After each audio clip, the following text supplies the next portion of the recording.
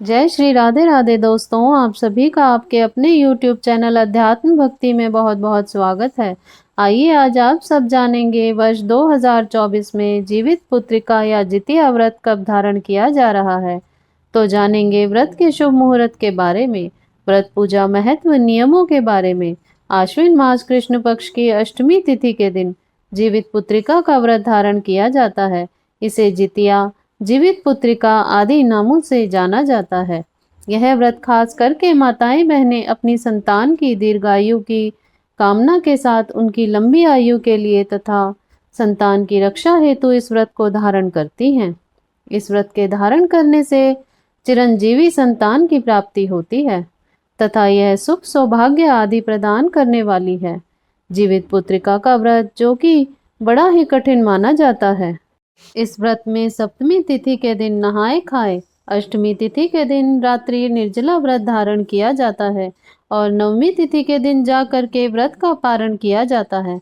इस दिन विशेष प्रकार से राजा जीमूत वाहन और भगवान सूर्य नारायण का पूजन किया जाता है और साथ में जीवित पुत्रिका का जो स्वयं माता दुर्गा का ही स्वरूप है, इन सभी का पूजन किया जाता है। तो आइए जानते हैं जीवित पुत्रिका व्रत के शुभ मुहूर्त के बारे में। संपूर्ण जानकारियां प्राप्त करते रहने के लिए वीडियो को अंत तक जरूर देखें। आप सभी भक्तों को जीवित पुत्रिका व्रत की ढेर सारी शुभकामनाएं। आप सभी के जीवन में माता जीवित पुत्रिका की कृपा से आप सभी को सभी प्रकार के सुख और समृद्धि की प्राप्ति हो। सनातन पंचांग के अनुसार जो कि आश्विन मास कृष्ण पक्ष की अष्टमी तिथि प्रारंभ समय जो कि 24 सितंबर 2024 दिन मंगलवार दोपहर 12:41 और अष्टमी तिथि की जो समाप्ति है वह 25 सितंबर 2024 दिन बुधवार को दोपहर 12:12 पर है। और वाराणसी ऋषिकेश पंचांग के अनुसार और मिथिला पंचांग के अनुसार अष्टमी तिथि प्रारंभ समय 24 सितंबर 2024 दिन मंगलवार शाम 5:57 है और अष्टमी तिथि की जो समाप्ति है वह 25 सितंबर 2024 दिन बुधवार शाम 4:56 है। तो सनातन पंचांग के अनुसार और वाराणसी ऋषिकेश पंचांग के अनुसार जो व्रत के लिए समय प्राप्त हो रहा है, तो सभी भक्तजन 25 सितंबर 2024 दिन बुधवार को व्रत धारण करेंगे। मिथिला के कुछ पंचांगों में व्रत 24 सितंबर को ही बतलाया गया है। वहां के पंचांगों के अनुसार जब से अष्टमी तिथि की शुरुआत होती है, इस समय से व्रत धारण किया जाता है और अष्टमी तिथि की समाप्ति के बाद व्रत का पारण किया जाता है, क्योंकि यहाँ पर उठगन और सरगी करने का विधान है। तो कुछ मिथिला पंचांगों में 24 सितंबर को व्रत बतलाया गया है और कुछ में 25 सितंबर को व्रत बतलाया गया है। तो आप अपनी अपनी जगहों के अनुसार व्रत को धारण कर सकते हैं। लेकिन जीवित पुत्रिका व्रत कथा के अनुसार सप्तमी युक्त अष्टमी व्रत नहीं करना चाहिए। अष्टमी युक्त अगर नौमी व्रत हो तो उसे धारण करना चाहिए और अगले दिन जाकर व्रत का पारण करना चाहिए। यह व्रत बड़ा ही कठिन माना गया है। इस व्रत में जो दिन रात्रि निर्जला रहकर व्रत को धारण किया जाता है, इस व्रत में अन्न और जल दोनों का ही त्याग करना पड़ता है।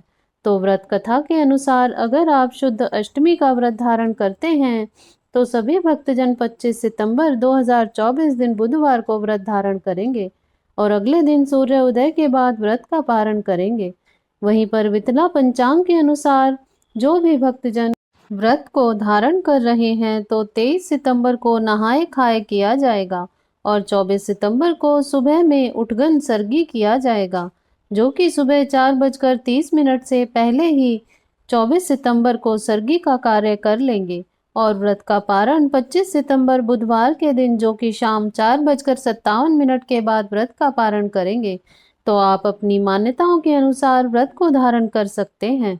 लेकिन व्रत कथा के अनुसार शुद्ध रूप से 25 सितंबर को ही व्रत रखना अति उत्तम होगा और 26 सितंबर को व्रत का पारण सुबह सूर्य उदय के बाद किया जाएगा। तो ऐसे में सभी भक्तजन 24 सितंबर को नहाए खाए का कार्य करेंगे और अगर आप सरगी करते हैं तो 25 सितंबर की सुबह 4:30 से पहले पहले ही सरगी का कार्य संपन्न कर लें और दिन रात्रि निर्जला व्रत रह करके अगले दिन सुबह 5:47 के बाद व्रत का पारण करेंगे। 25 सितंबर को सूर्य उदय का जो समय होगा वह समय सुबह 5:47 और सूर्यास्त शाम 5:51 होगा। राहु काल का समय सुबह 11:49 से दोपहर 1:19 तक होगा। ब्रह्म मुहूर्त का समय सुबह 4:36 से सुबह 5:23 तक होगा। योग जो कि वरयान योग होगा रात्रि 12:36 तक, उसके बाद परीग योग होगा। नक्षत्र जो कि आद्रा नक्षत्र रात्रि 10:23 तक, उसके बाद पुनर्वसु नक्षत्र होगा।